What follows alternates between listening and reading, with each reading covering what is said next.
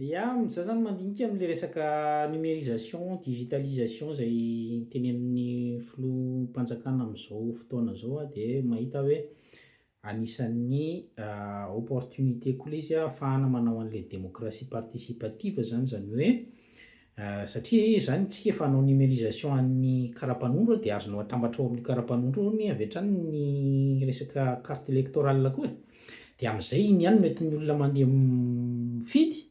de rehefa ataonao numerika le izy de afaka mampiasa an'ireny electronic voting machine reny ianao zany hoe afaka mampiasa fanaovana vote électronique zay raisy valo de tonga maraina ianao no maninona izy teo mifidy hariva efa fantatra ny tendance hoe reto zany ny vokatra ary raha tena samy hanao teknôlôjia ihany de any mihitsy koa azo eritreretina tsara zany ialana amin'ny osika raha ohatra ka vonona hiady amin'ny osika ihany koa de tsara le izy hoe tonga de atambatra ao anatin'iny carte d'identité iny zany ny carte électorale zany hoe tsy mila carte be da be fa rehefa very le ray sahirana koa ianao fa tonga de ao de fa iny tonga de carte anankiray iny vérifienao ny authenticité-any rehefa ndeha hifidy le olona na ohatran'izany na afaka tonga de asianao koa isaky ny bureau de vote numérika ny fanasambata tonga de efa eo zany de efa hitan'ny olona hoe tiany mivady de mandeha de raisy valo de mivoaka ny vokatra fa tsy hoe firy volana firy andro mbola tsy fantatra ihany de hovain'ny olona tapaka ho ny jiro tary de mivadika le izy rehefa avy eo fa rehefa hanao resaka digitalisation sy numérisation ihany de angambany tsara tonga de anisan'ny azo eritreretina le resahako tamin'ny vidéo teo aloha hoe ataovy le resaka démocratie participative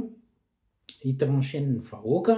mahakasika ny fiainany zany hoe raha ohatra ka hoe hanao resaka politika am-pitrandrahana sy ny sisa de afaka mametraka avy hatrany ianao zany hoe